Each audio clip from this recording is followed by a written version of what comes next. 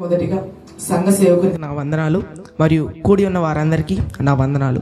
ఒక చిన్న ప్రార్థన చేసుకొని మనము వాక్యంలోకి ప్రవేశిద్దాం. మహాగణుడ, మహోన్నతుడ, మా ప్రియ పరలోకమందున మా తండ్రి, ఇప్పటి వరకు మీరు మాకు దయచేసిన సమయం నిమిత్తమై నీకు వందనములు చెల్లించుకుంటున్నాం. ఇప్పటి వరకు యేసుక్రీస్తు వారు పలికిన 2 మాటలను చూసాం. ఇప్పుడు 3వ మాటలోకి ప్రవేశిస్తుండగా నీ కృపని మాకు దయచేయమని కోరుచున్నాం. మరియు ముందున్న సమయం అంతా దీవెనకరంగా, ఆశీర్వాదకరంగా ఉంచమని కోరుచు, మరియు సమస్త మహిమ, ఘనత, ప్రభావాలు మా ప్రాణప్రియుడు మరియు మా రక్షకుడైన ప్రభువైన యేసుక్రీస్తు వారి నామముకే కలుగుగాక. ఆమేన్. మరియు ఇప్పుడు 3వ మాట చూసుకుందామండి. యోహాను సువార్త 19వ అధ్యాయము 26వ వచనము మరియు 27వ వచనాలు చదువుకుందాం. యేసు తన తల్లియు తాను ప్రేమించిన శిష్యుడును దగ్గర నిల్చుండడు చూసి, అమ్మ, ఇదిగో నీ కుమారుడు అని తన తల్లితో చెప్పెను. తరువాత శిష్యుని చూసి, ఇదిగో నీ తల్లి అని చెప్పెను. ఆ గడియ నుండి ఆ శిష్యుడు ఆమెను తన ఇంట చేర్చుకొనెను. ఇక్కడ మనం చూడవలసింది ఏంటంటే, ఇక్కడ ఎంతమంది వ్యక్తులు ఉన్నారు? మొదటిగా మరియమ్మ ఉంది, యేసుక్రీస్తు వారి తల్లి. మరియు రెండవదిగా యేసుక్రీస్తు వారి శిష్యుడు, అది కూడా ప్రియమైన శిష్యుడు.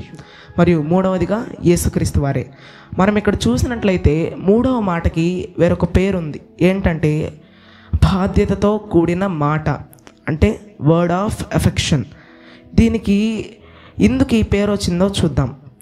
మరి మనము ఇందులో చూసినట్లయితే అక్కడ మనం ఏం గమనించవచ్చు అంటే, యేసుక్రీస్తు వారు తన తల్లి అయిన మరియను అతని శిష్యునికి అప్పచెప్తున్నాడు.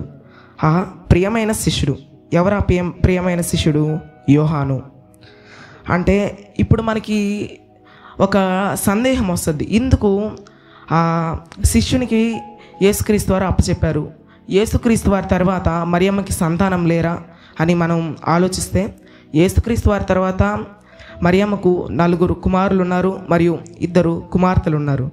మరి చూసుకున్నట్లయితే యేసుక్రీస్తు వారి తర్వాత యేసుక్రీస్తు వారు సువార్త ప్రకటించే సమయంలో వారి సహోదరులే వారిని వదిలేశారు. ఆయన చెప్పిన ఆధ్యాత్మికమైన విషయాలు అర్థం కాక ఆయన పిచ్చివాడు, వెర్రివాడు అని వారికి అర్థం కాక అట్లా అనుకొని యేసుక్రీస్తు వారిని వదిలేశారు. కానీ తల్లి అయిన మరి అయితే ఆయన దేవుని కుమారుడు, మరి తెలుసు కాబట్టి ఆయన్ని వదలకుండా ఆయనతో పాటే ఉంది. మరి చూసుకున్నట్లయితే యేసుక్రీస్తు వారికి ఈ లోకమున 2 ముఖ్యమైన బాధ్యతలు ఉన్నాయి. మొదటి, తండ్రి చిత్తం నెరవేర్చడం, సమస్త మానవాళి కొరకై బలియాగం అవ్వడం. మరి రెండవదిగా యేసుక్రీస్తు వారు ఈ భూమి మీద ఒక కుటుంబ వ్యక్తి కనుక, ఒక కుటుంబంలో ఒక క్యారెక్టర్ కనుక, అందుకని ఆ కుటుంబంని ఆయన చూసుకోవాలి. ఇప్పుడు మనం చూసుకున్నట్లయితే యేసుక్రీస్తు వారికి కుటుంబం ఎవరు లేరు, కేవలం మరియమ్మ మాత్రమే. యేసుక్రీస్తు వారికి మరియమ్మ తోడు, మరియమ్మకి యేసుక్రీస్తు వారి తోడు.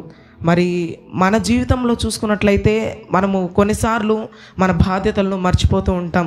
కానీ యేసుక్రీస్తు వారి విషయంలో అట్లా కాదు. యేసుక్రీస్తు వారైతే ఆయన అంత ఘోర కల్వరి సిలువలో ఉన్నప్పటికీ కూడా ఆయన బాధ్యత ఆయన మరవలేదు. మరియు ఒక పక్క తండ్రి అయిన చిత్తము నెరవేరుస్తూ కూడా ఆమె తల్లి గురించి ఆలోచించి ఆమె తల్లిను తన ప్రియ శిష్యుడైన యోహానికి అప్పచెప్పాడు. మరి మనము సామెతలు 23వ అధ్యాయము 22వ వచనం చూసుకుందాం. నిన్ను కనిన తండ్రి ఉపదేశమును అంగీకరించుము, నీ తల్లి ముదిమియందు ఆమెను నిర్లక్ష్యము చేయకము. మనం 2వ పాయింట్ చూసుకున్నట్లయితే, నీ తల్లి ముదిమియందు ఆమెను నిర్లక్ష్యము చేయకము. అంటే ఆమె ముసలిగా అయిపోయినప్పుడు ఆమెను నిర్లక్ష్యం చేయకూడదు, నెగ్లెక్ట్ చేయకూడదు. మరి ఈ కాలంలో మనం చూసుకున్నట్లయితే ఎంతోమంది పిల్లలు వారి తల్లిదండ్రుల్ని రోడ్ల మీద, అనాథ శరణాలయాల దగ్గర వదిలేస్తూ ఉంటారు. కానీ యేసుక్రీస్తు వారి విషయంలోకి వచ్చేతలకే ఆయన అంత ఘోర స్థితిలో ఉన్నప్పటికీ కూడా ఆమె యేసుక్రీస్తు వారి తల్లి ఆమెను మరవకుండా ఆమెని గురించి గుర్తుపెట్టుకొని నా తర్వాత ఆమెకి ఎవరు తోడు అని ఆలోచించి యోహానికి అప్పచెప్పింది. మరి నిర్గమాకాండము 20వ అధ్యాయము 12వ వచనం చూసుకున్నట్లయితే, నీ తల్లిని మరియు తండ్రిని సన్మానించుము అని రాసుంటుందండి. ఇప్పుడు మన లోకరీతిగా మనం ఆలోచించినట్లయితే సన్మానించడం అంటే అందరికీ తెలిసిన అర్థం ఏంటి? ఒక శాల్వా కప్పడం, ఒక బొకే ఇవ్వడం, అది లోకరీతిగా.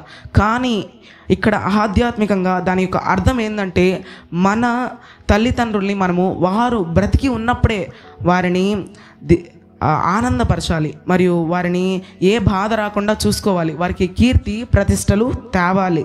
అది దాని యొక్క ఆధ్యాత్మిక అర్థం. మరి తిమోతిలో పౌలు గారు ఒకసారి చెప్తారు, ఎవరైనా విశేషముగా తన ఇంటి వారిని సంరక్షింపకపోయినా వారు అవిశ్వాసి కంటే చెడ్డవాడై ఉండును. అంటే ఇక్కడ ఒక హెచ్చరికలాగా, అంటే విశేషంగా అంటే మరి ముఖ్యంగా వారి ఇంటి వారిని సంరక్షించకపోతే వాడు అవిశ్వాసి కంటే చెడ్డవాడై ఉంటాడంట పౌలు గారు చెప్తున్నారు. మరి ఇంకో ప్రశ్న ఏందొస్తుందంటే, యోహాను గారికే ఎందుకు అప్పచెప్పారు? ఎందుకు యోహాను గారికి అప్పచెప్పారంటే, మొదటి విషయం, యేసుక్రీస్తు వారికి యోహాను ప్రియ శిష్యుడు, మరియు యేసుక్రీస్తు వారి గురించి యోహానికి ఎంతో బాగా తెలుసు.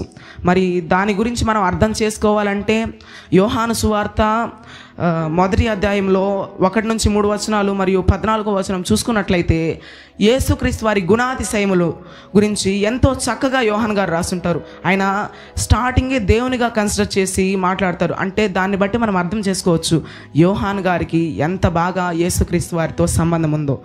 మరి ఇంకో దగ్గర చూసుకుంటే యోహాను 13వ అధ్యాయము 23వ వచనం చూసుకున్నట్లయితే, ఆయన శిష్యులలో యేసు ప్రేమించిన ఒకడు ఆయనను ఆనుకొని ఉండను అని రాసుంటుంది. ఇక్కడ యేసు ప్రేమించిన శిష్యుడు అంటే యోహాను గారు ఆయన్ని ఆనుకొని ఉన్నాడంట. అంటే దాన్ని బట్టి మనకు అర్థమవుద్ది యేసుక్రీస్తు వారితో ఎంత మంచిగా ఆయనకి బాండింగ్ ఉందో అర్థమవుద్ది. మరి యోహాను గారు దాని తర్వాత ఒకసారి సువార్త ప్రకటిస్తూ ఉన్నప్పుడు ఒకచోట రోమా అధికారులు ఆయన్ని పట్టుకొని ఆయన్ని ఇట్లా ప్రకటిస్తున్నాడని చెప్పేసి ఆయన్ని పతోమస్ అనే ద్వీపంలో ఆయన్ని శిక్షగా ఆయన్ని వదిలేశారు అక్కడే. అంటే నలుదిక్కుల నీళ్ళు ఉన్నాయి, ఇంకా కంప్లీట్గా, ఇంకా మధ్యలో నేల, అంటే అక్కడే ఉన్నారు ఆయన. అంటే ఇప్పుడు మనము చూసుకున్నట్లయితే అపోస్తుల్లో అందరూ ఎవరో ఒకరి ద్వారా శిక్షింపబడి మరణించారు, కానీ యోహాను గారు మాత్రమే సహజ మరణం పొందారు, వృద్ధాప్యం వల్ల చనిపోయారు. అక్కడే యోహాను గారు అక్కడే ప్రకటన గ్రంథం గురించి కూడా రాశారు. మరియు పరిశుద్ధాత్మ ఎంత నడిపింపు ఉంటుందో మనం చూసుకోవాలి. మరియు అక్కడే పరిశుద్ధాత్మ నడిపింపు ఉండడం వల్ల అంత బాగా ప్రకటన గ్రంథము రాశారు. మరి మనం ప్రకటన గ్రంథం చూసుకున్నట్లయితే ఎంతో గొప్ప మర్మాలు మరియు ఎన్నో విధమైన ఆసక్తికరమైన విషయాలు కూడా ఉంటాయి. అంత గొప్ప రహస్యముల గురించి మరియు ఎన్నో విషయాల గురించి పరిశుద్ధాత్మ నడిపింపు ద్వారా యోహాను గారు రాశారు. మరి చూసుకున్నట్లయితే మొత్తానికి ఇక్కడ మనకి అర్థం ఏంటంటే బాధ్యత. అంటే యేసుక్రీస్తు వారు ఏ విధంగా ఆయన బాధ్యతను నెరవేర్చాడో మనం కూడా అదే విధముగా దేవునిచ్చిన బాధ్యతను నెరవేర్చాలి. మన వినికిడిలో ఈ మాటలను దేవుడు దీవించును గాక. ఆమేన్.